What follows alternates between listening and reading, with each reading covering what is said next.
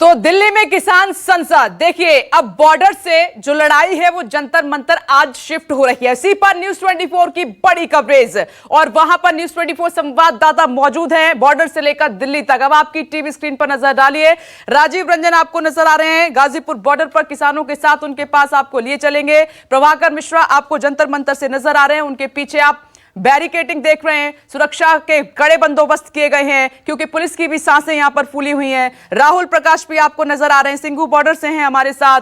और साथ ही एक और तस्वीर आप देख रहे हैं, किसानों की बस की तस्वीर है। लेकिन सबसे पहले राजीव आपके पास आ रही हूं, बॉर्डर से बात नहीं बनी है, क्या जंतर मंतर से बात बनेगी? सवाल ये अब राजीव।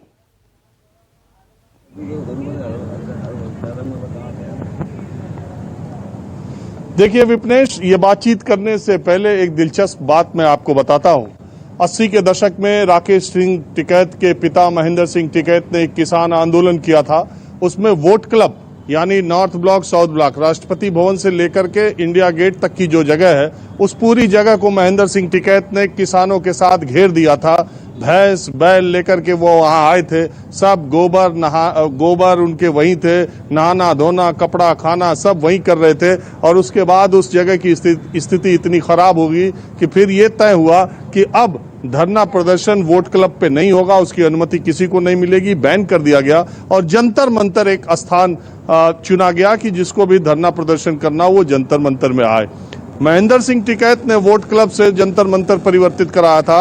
आज किसानों का देश में आजादी के बाद जो सबसे बड़ा आंदोलन कहा जा रहा हो रहा है, सबसे लंबा आंदोलन हो रहा है, 8 महीने पूरे होने को हैं और अब किसान उसी जंतर मंतर पे जा रहे हैं। इन्हीं किसानों ने धरने की जगह बदलवाई थी, वोट क्लब से जंतर मंतर आए, आज जंतर मंतर से अपनी आवाज बुलंद करने के लिए जा रहे हैं। दरअसल धरना प्रदर्शन का दिल्ली में एक प्रतीक हो गया है जंतर मंतर। वहां से पार्लियामेंट नजदीक है, वहां से चीजें ज्यादा करीब से सुनी जा सकती है, ज्यादा कवरेज मिल सकती है, ज्यादा सुर्खियां बटोरी जा सकती है। किसानों ने यह तय किया कि संसद का सत्र जब चलेगा, तो जब संसद की खबर चलेगी तो किसानों के संसद की भी खबर चलेगी, लोगों के निगाह में किसानों की आवाज भी आएगी। इसलिए ये किसान संगठनों ने तय किया।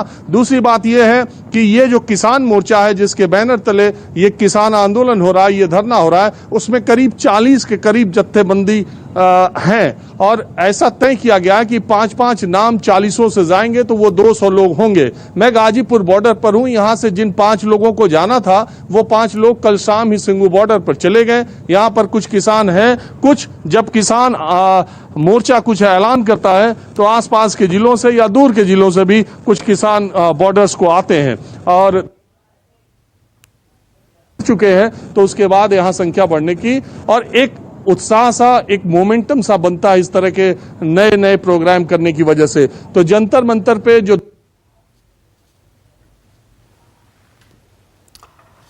देखिए राजीव, आपको पूरी जिस तरीके से खबर है, कैसे किसान जंतर मंतर पहुंचे थे, कैसे उनको जगह मिली थी और आज की तस्वीर और उस समय की तस्वीर को कंपेयर करते हुए किसानों के साथ वो मौजूद हैं गाजीपुर बॉर्डर पर, उनसे भी बात करेंगे क्योंकि सवाल ये है कि पिछले 8 महीने से बॉर्डर पर हैं किसान, वहां से बात नहीं बनी, तो क्या अब जंतर मंतर से कुछ आवाज सुनी जाएगी क्या किसानों की? यह बड़ा सवाल है। मैं लौटूंगी राजीव आपके पास। प्रभाकर मिश्रा भी मौजूद है क्योंकि आपने गाजीपुर बॉर्डर तो देख लिया, किसान रवाना हुए हैं, रास्ते में है, किसी भी वक्त जंतर मंतर पहुंच सकते हैं। और प्रभाकर आपके पास क्या अपडेट है, कहां बसें पहुंची हैं किसानों की?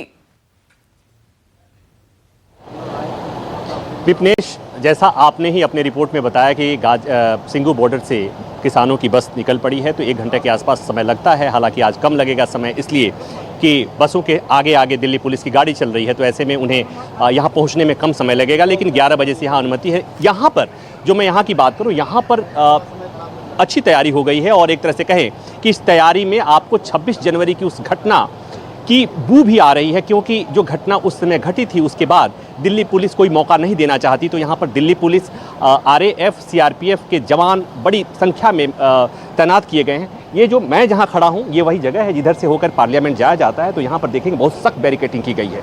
दूसरी तरफ भी आपको बैरिकेडिंग मिलेगी। बीच में जो जगह दी गई है डेडिकेटेड प्लेस है जहाँ पर 200 किसान, जिन्हें बात की जा रही है कि किसान यहाँ पर आएंगे।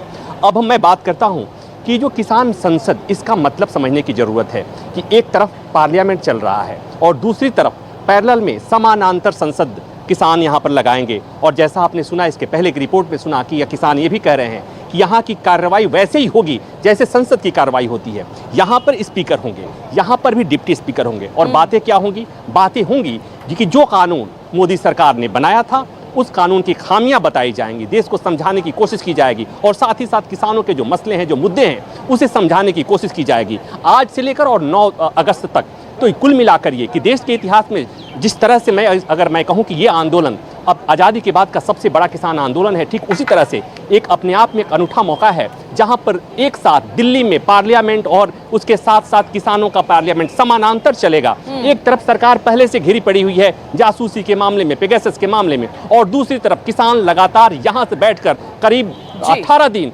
सरकार को कोसने का काम करेंगे, सरकार की आलोचना करने की कोशिश करेंगे। तो चूंकि एक आंदोलन का एक हिस्सा है, रणनीति का हिस्सा है, इसलिए कि अब तक जितनी रणनीति किसान संगठनों ने अपनाई है काम नहीं आया है। उन्हें उम्मीद होगी कि पार्लियामेंट के पास से खड़ा होकर के बोलेंगे तो शायद सरकार तक उनकी बात पहुंचेगी और आप सही कह रहे हैं, आप सही कह रहे हैं प्रभाकर मिश्रा, क्योंकि उम्मीद के साथ ही किसान एक बार फिर से जंतर मंतर से नया अभियान छेड़ने जा रहे हैं। न्यूज़ 24 की सबसे बड़ी कवरेज लगातार जारी है। एक छोटा सा ब्रेक ले रहे हैं, फौरन लौटेंगे और ब्रेक के बाद राहुल के पास लिए चलेंगे, क्योंकि राहुल किसानों के साथ रास्ते में है।